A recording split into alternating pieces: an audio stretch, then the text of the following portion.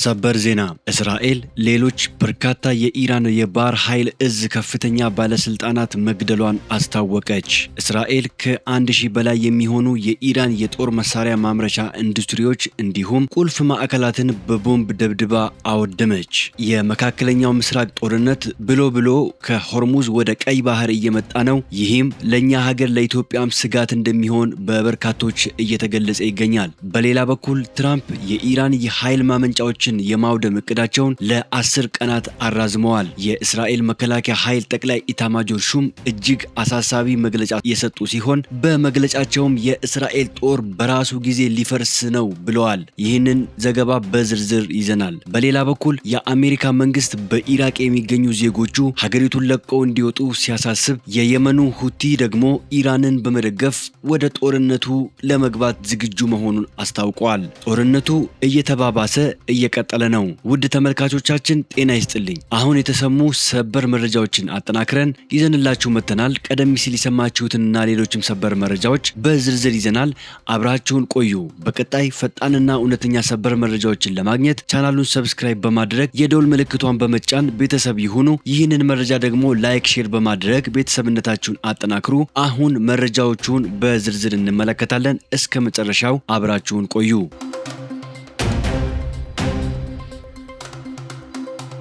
በቅድሚያ ትራምፕ የኢራንን የኃይል ማመንጫዎችን የማውደም እቅዳቸውን ለ10 ቀናት አራዘሙ። በኢራን መንግስት ጥያቄ መሰረት እስከ ሚያዝያ 27 ቀን ወይም አፕሪል 6 ድረስ የጊዜ ገደብ ተሰጥቷል። የአሜሪካው ፕሬዝዳንት ዶናልድ ትራምፕ የኢራን መንግስት ባቀረበው ጥያቄ መሰረት በሀገሪቱ የኃይል ማመንጫ ጣቢያዎች ላይ ሊሰነዘር የነበረውን መጠነ ሰፊ ጥቃት ለ10 ቀናት ማራዘማቸውን አስታውቋል። የትራምፕ መግለጫ ዋና ነጥቦችም የኃይል ማመንጫዎቹን የማውደም ተግባር ለ10 ቀናት እንዲቆም ተወስኗል። ለአዲሱ ቀጠሮ እስከ ሚያዝያ 27 ቀን 2018 ዓ.ም ምሽት 8 ሰዓት በአሜሪካ ምስራቃዊ ሰዓት አቆጣጠር መሆኑ ፕሬዝዳንቱ ገልጸዋል። ትራምፕ እንደገለጹት ከኢራን ጋር እየተደረገ ያለው ንግግር በጣም በጥሩ ሁኔታ እየሄደ ይገኛል። የሐሰተኛ ዜና አውታሮች ድርድር እንዳልተሳካ የሚገልጹት መረጃ ስህተት መሆኑንና ንግግሩ አሁንም መቀጠሉን ፕሬዝዳንቱ አረጋግጠዋል። ይህ የትራምፕ ውሳኔ እስራኤል ጥቃቱን ለማፋጠን ካሳየችው ግትር አቋም ጋር የሚጋጭ ይመስላል። ትራምፕ ለኢራን ተጨማሪ 10 ቀናት መስጠታቸው በሁለቱ ሀገራት መካከል ታላቅ ስምምነት ሊደርስ እንደሚችል ትልቅ ተስፋ የፈጠረ ቢሆንም እስራኤል ግን ይህን ፋታ የኒውክሌር ፕሮግራሙን ለመደምሰስ እንደ ስጋት ልታየው ትችላለች።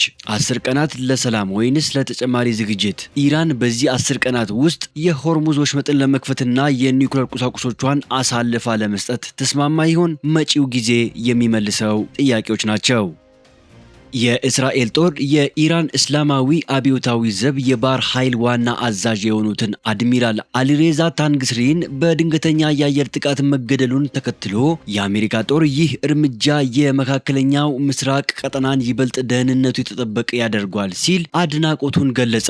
የአሜሪካ ማዕከላዊ እዝ ዋና አዛዥ የሆኑት አድሚራል ብራድ ኩፐር ባወጡት ይፋዊ መግለጫ የዚህ ከፍተኛ የጦር መሪ ከምድር ገጽ መጥፋት ለዓለም አቀፉ የባህር ኃይል ንግድ እና ቀጠናዊ ሰላም ትልቅ እፎይታ መሆኑን አስገንዝበዋል። ከዚህም ባለፈ አዛዡ ባስተላለፉት እጅግ ጠንካራና ቀጥተኛ ዛቻ በአሁኑ ወቅት በኢራን አብዮታዊ ዘብ የባህር ኃይል ውስጥ በማገልገል ላይ የሚገኙ ማንኛውም ኢራናዊ ወታደር ተጨማሪ አላስፈላጊ ጉዳት ወይም ሞት እንዳይደርስበት ሲል በአስቸኳይ የጦር ኃላፊነቱንና ቦታውን ጥሎ ወደ ቤቱ ሊመለስ ይገባል በማለት አስደንጋጭና ታሪካዊ ማስጠንቀቂያ አቅርበዋል። የዚህ የአሜሪካ ጦር መግለጫ የሚያሳየው ዋሽንግተን እስራኤል በኢራን ከፍተኛ የጦር መሪዎች ላይ የምትወስደውን የግድያ እርምጃ በይፋ እንደምትደግፍና ድርጊቱንም የራሷ የጦርነት ግብ አካል አድርጋ እንደምትወስደው ነው። በተጨማሪም ወታደሮቹ ቦታቸውን ጥለው ወደ ቤታቸው ይግቡ የሚለው የአሜሪካ አዛዥ ማስጠንቀቂያ ከወታደራዊ ዛቻነት ባለፈ በኢራን ጦር ውስጥ ከፍተኛ የስነ ልቦና መረበሽ ለመፍጠር የታለመ ስልታዊ እርምጃ ነው። ይህ መልእክት የኢራን ወታደሮች ከፍተኛ መሪዎቻቸው እንኳ ራሳቸውን ማዳን ባልቻሉበት ሁኔታ ተራው ወታደር በቀጣይ የእስራኤልና የአሜሪካ ጥቃቶች ዋነኛ ዓላማ እንደሚሆን በማሳየት በሰራዊቱ ውስጥ የፍርሃት፣ የሞራል ውድቀትና የክህደት መንፈስ እንዲስፋፋ ለማድረግ በታቀደ ስትራቴጂ የተወረረ ከባድ የመረጃ ጦርነት መሆኑን የደህንነት ተንታኞች አበክረው ያስረዳሉ። የእስራኤል መከላከያ ቃል አቀባይ ብርጋዴር ጀነራል ኤፊ ዴፍሪን የእስራኤል ጦር የኢራንን ከፍተኛ ጦር መሪዎችን ኢላማ ያደረገውን ዘመቻ አጠናክሮ እንደሚቀጥል አስታወቁ። ቃል አቀባዩ ይህንን ጠንካራ ማስጠንቀቂያ የሰጡት የኢራን እስላማዊ አብዮታዊ ዘብ የባህር ኃይል ዋና አዛዥ የሆኑት አሊሬዛ ታንግሪሲን በባንደር አባስ ከተማ በተፈጸመ ድንገተኛ የአየር ጥቃት መገደላቸውን ተከትሎ በሰጡት ይፋዊ የቪዲዮ መግለጫ ነው። ጀነራል ዴፍሪን የጦርነቱን ቀጣይ አቅጣጫ በግልጽ ሲያስቀምጡ ይህ አይነቱ ነጠላ ግድያ አይቆምም፣ እስራኤልን የሚያስፈራራ ማንኛውም አካል ማሳደዳችንንና ያለማቋረጥ መምታታችንን እንቀጥላለን በማለት አስተላልፈዋል። በዚሁ መግለጫቸው ላይ ቃል አቀባዩ እንዳብራሩት አሁን እየተካሄደ ባለው ጦርነት እስራኤል እስካሁን ከ1000 በላይ የሚሆኑ የኢራን የጦር መሳሪያ ማምረቻ ኢንዱስትሪዎችና ቁልፍ ማዕከላትን በቦምብ ደብድባ አውድማለች ብለዋል። ጥቃቱ በተለይም ሚሳኤሎችን፣ አውዳሚ ድሮኖችን እና የመከላከያ ስርዓቶችን በሚያመርቱት ግዙፍ የጦር ፋብሪካዎች ላይ ያነጣጠረ መሆኑን ገልጸው ይህ የጥፋት ዘመቻ የኢንዱስትሪዎቹን ንብረት ከማውደም አልፎ ለነዚሁ ተቋማት በንዑስ ተቋራጭነት የሚሰሩ አካላት ላይም እንደሚደርስ አስጠንቅቀዋል። ጀነራሉ በቀጣዮቹ ቀናት ይህንን ወታደራዊ ስኬት ይበልጥ በማስፋፋት የደህንነት ስጋትን ለረጅም ጊዜ ከእስራኤል እንደሚያርቁት አረጋግጠዋል። ይህ የእስራኤል ጦር ይፋዊ መግለጫ በተጨባጭ የሚያሳየው ቴል አቪቭ ከኢራን ጋር የገጠመችውን ጦርነት ከመደበኛ ጦር ሜዳ ውጊያ አልፋ ወደ ሙሉ የኢኮኖሚና የመሰረተ ልማት ማውደም ስትራቴጂ መሸጋገሯን ነው።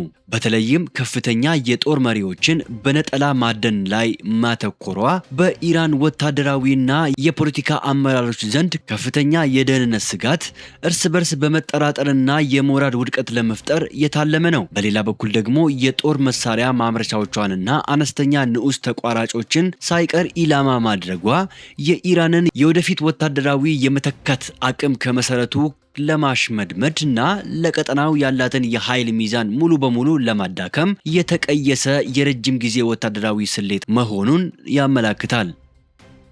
የእስራኤል መከላከያ ሚኒስቴር እስራኤል ካትዝ እንዳሉት የኢራን ባህር ኃይል አዛዥ የሆኑት አሊሬዛ ታንግስሪ በቀጥታ የሽብር ተግባር የቦምብ ጥቃት በመፈጸምና የሆርሙዝ ወሽመጥን በመዝጋት ቀጥተኛ ተጠያቂ ነበር ብለዋል። አሁን ተወግደዋል ሲሉም ተናግረዋል። ሚኒስቴሩ ጨምረውም በእስራኤል ጥቃት ሌሎች በርካታ የባህር ኃይል እዝ ከፍተኛ ባለስልጣናት መገደላቸውን ገልጸው ነገር ግን የባህር ኃይል አዛዡ መገደልን በተመለከተ እስካሁን ከኢራን በኩል የተሰጠ አስተያየት የለም። አሜሪካና እስራኤል በኢራን ላይ ጥቃት ከከፈቱበት ከየካቲት 21 2018 ዓ.ም ጀምሮ ቴል አቪቭ የኢራን ጠቅላይ መሪን አያቶላ አሊ ኻሜኒንና የደህንነት ኃላፊውን አሊ ላርጂኒን ጨምሮ በርካታ የሀገሪቱን ከፍተኛ ባለስልጣናት ገድላለች። በኢራን በዩናይትድ አረብ ኤሚሬትስ እና በኦማን መካከል የሚገኘው እንዲሁም የዓለም 20 በመቶ ነዳጅ እና የተፈጥሮ ጋዝ የሚተላለፍበት የሆርሙዝ ወሽመጥን መዝጋት የኢራን ወሳኝ የጦርነት ስትራቴጂ ሆኖ ቆይተዋል። ጦርነቱ በጀመረ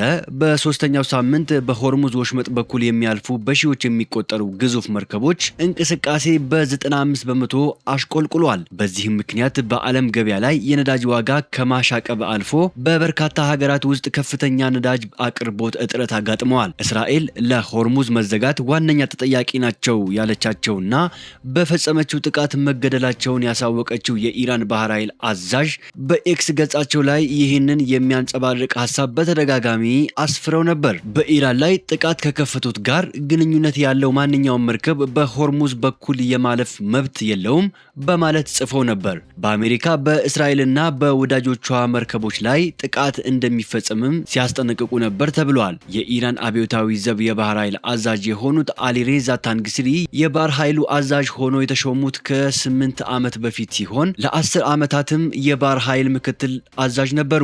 በአውሮፓውያኑ 2019 ኢራን በሆርሙዝ ወሽመጥ አቅራቢያ የአሜሪካንን የቅንጅት ድሮን መታ ከጣለች በኋላ ከሌሎች የኢራን እስላማዊ ሪፐብሊክ አብዮታዊ ዘብ አዛዦች ጋር በአንድ ላይ በአሜሪካ የገንዘብ ሚኒስቴር ማዕቀብ ተጥሎባቸዋል። የእስራኤሉ ጠቅላይ ሚኒስትር ቤንያሚን ኔታንያሁ የኢራን ባህር ኃይል አዛዥ መገደል ከአሜሪካ ጋር ያለን ትብብር ማሳያ ነው አሉ። የእስራኤሉ ጠቅላይ ሚኒስትር ቤንያሚን ኔታንያሁ የኢራን አብዮታዊ ዘብ የባህር ኃይል አዛዥ ግድያ በጦርነቱ ውስጥ በሀገራቸውና በአሜሪካ መካከል ያለው ቅንጅት ማሳያ መሆኑን ተናገሩ። ጠቅላይ ሚኒስትሩ የአዛዡ አሊሬዛ ታንግስሪ መገደል አሜሪካና እስራኤል በኢራን ላይ የሚያካሂዱት ጦርነት ላይ ያላቸው ትብብር ሌላ ማሳያ ምሳሌ ነው ሲሉ ገልጸዋል።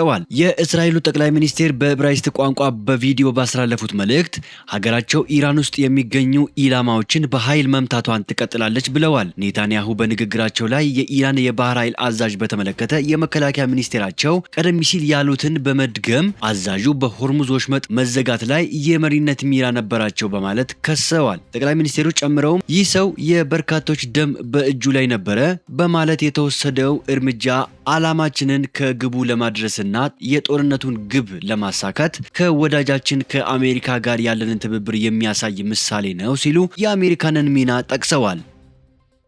የእስራኤል መከላከያ ኃይል ጠቅላይ ኢታማጆር ሹም የሆኑት ኤያል ዛሚር ጦራቸው በአንድ ጊዜ በተለያየ ግንባር እያካሄደ ባለው ውጊያ ምክንያት እያጋጠመው ባለው ከፍተኛ የሰው ኃይል እጥረትና የግዳጅ ጫና የተነሳ በራሱ ጊዜ ሊፈርስ እንደሚችል እጅግ አሳሳቢ ማስጠንቀቂያ ሰጥተዋል። እንደ እስራኤል መገናኛ ብዙሃን ዘገባ ኢታማጆር ሹሙ ረቡዕ ዕለት በተካሄደው የካቢኔ የደህንነት ስብሰባ ላይ ለከፍተኛ ባለስልጣናቱ በፊታችሁ 10 ቀይ መብራቶች ወይም የአደጋ ምልክቶችን እያበራው ነው በማለት የችግሩን አሳሳቢነት ያላንዳች መሸሸግ አብራርተዋል። ጦሩ አሁን ባለበት የሰው ኃይል እጥረት ከቀጠለ የዕለት ተዕለት መደበኛ ተልዕኮዎቹን ማከናወን ወደማይችልበት የውድቀት ደረጃ ለመድረስ ብዙ ጊዜ እንደማይወስድበት ገልጸዋል። ይህንን አፋጣኝ አደጋ ለመቀልበስ ብቸኛው መፍትሄ አዲስ የውትድርና ምልመላ ሕግን ማውጣት፣ የተጠባባቂ ኃይል ግዳጅ ሕግን ማጽደቅና የመደበኛ ውትድርና አገልግሎት ጊዜ የሚያራዝም አስቸኳይ ሕግ ተግባራዊ ማድረግ መሆኑን በአጽንኦት ጠይቀዋል። ይህ የጦር አዛዡ ያልተጠበቀና ግልጽ ማስጠንቀቂያ የእስራኤል ጦር ከቅርብ ጊዜ ወዲህ በበርካታ ግንባሮች ለረጅም ጊዜ እያካሄደ ያለው ተደራራቢ ጦርነት በመከላከያ ተቋሙ መዋቅርና በወታደሮቹ አቅም ላይ እያሳደረ ያለውን ከባድ ጫና ፍንትው አድርጎ የሚያሳይ ነው። በውጭ ጠላቶች ላይ ያተኮረ ጦር አሁን ላይ የራሱን ሕልውና ለማስቀጠል የሚያስችል በቂ የሰው ኃይል የማግኘት ፈተና ውስጥ መውደቁን በግልጽ ያመላክታል። የአሜሪካ መንግስት በኢራቅ የሚገኙ ዜጎቹ ሀገሪቱን ለቀው እንዲወጡ አሳሰበ። በኢራቅ የሚገኘው የዩናይትድ ስቴትስ ኤምባሲ ከኢራን ጋር ግንኙነት ባላቸው ታጣቂዎች ሊሰነዘር የሚችል ሰፋ ያለ ጥቃት ስጋት መኖሩን ገልጾ በሀገሪቱ የሚገኙ የአሜሪካ ዜጎች በአስቸኳይ እንዲወጡ አዲስ የደህንነት ማስጠንቀቂያ አውጥቷል። ኤምባሲው ባወጣው መግለጫ መሰረት የታጣቂዎቹ ኢላማ በሰሜን የሚገኘውን የኩርድ ክልል ጨምሮ በመላው ኢራቅ የሚገኙ አሜሪካውያንና ከዋሽንግተን ጋር ግንኙነት ያላቸው ተቋማት ናቸው። በአሁኑ ወቅት በኢራቅ የአየር ክልል ውስጥ የሚሳኤል የሰው አልባ አውሮፕላኖች ወይም ድሮን እና የሮኬት ጥቃት ስጋት ከፍተኛ መሆኑን ጠቁመዋል። የአየር ክልሉ ዝግ በመሆኑ ወደ ጎረቤት ሀገራት ዮርዳኖስ፣ ኩዌት፣ ሳውዲ አረቢያና ቱርክ ለመሻገር የየብስ መስመሮችን እንዲጠቀሙ መክረዋል። የየመን ሁቲ ኢራንን በመደገፍ እርምጃ ለመውሰድ ዝግጁ መሆኑን አስታወቀ።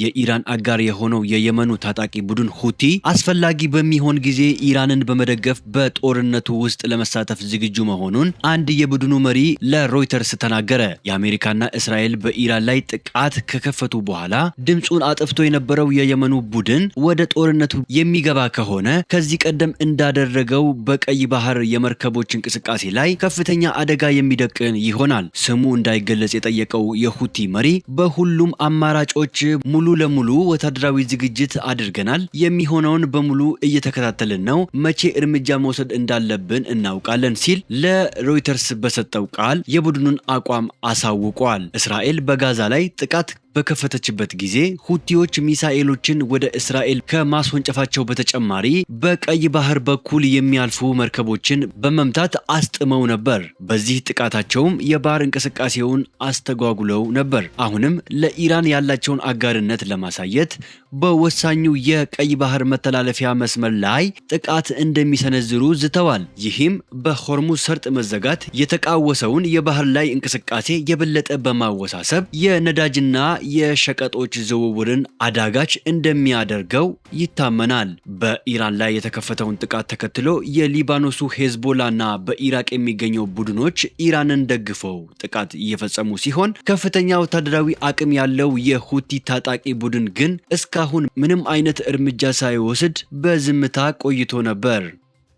ጦርነቱ ከሆርሙዝ ወደ ቀይ ባህር እየመጣ ነው። አሜሪካ በኢራን የምድር ጦር በማሰማራት ኦፕሬሽን ከጀመረች ኢራን የቀይ ባህር መርከቦችን ኢላማ እንደምታደርግ እወቁልኝ ማለቷ ተዘግቧል። አሜሪካ የመሬት ወረራ ከጀመረች ኢራን በቀይ ባህር ውስጥ ያለውን መርከብ ኢላማ ታደርጋለች። ይህም ወደ ስዊዝ ካናል የሚያመሩ ዓለም አቀፍ የነዳጅና ሌሎች ዕቃዎች ኢላማ እንደሚደረጉ አንድ ስማቸው ያልተጠቀሰ የኢራን ወታደራዊ ባለስልጣን በትናንትና ዕለት ለሀገሪቱ ሚዲያዎች ተናግረዋል። አሜሪካ የኢራን 90% የነዳጅ ኤክስፖርት ማሳለጫ ወደ ሆነው ወሳኙ ካርግ ደሴት 1000 የሚጠጉ እግረኛ ወታደሮችን ለማሰማራት ማቀዷን በርካታ የአሜሪካ ባለስልጣናት ሲናገሩ ቆይተዋል። ኢራን በቀይ ባህር ላይ ኢላማ ካደረገች ሀገራችንን ጨምሮ በርካታ የአፍሪካ ሀገራት ኢምፖርትና ኤክስፖርት በእጅጉ የሚጎዳ ይሆናል። ውድ ተመልካቾቻችን ለሰዓቱ የተሰሙ ሰበር መረጃዎችን ወደ እናንተ ያደረስናቸው ናቸው። በሌላ መረጃ እስከምንገናኝ ቸር ቆዩልን። ሰላም ለዓለማችን ይሁን።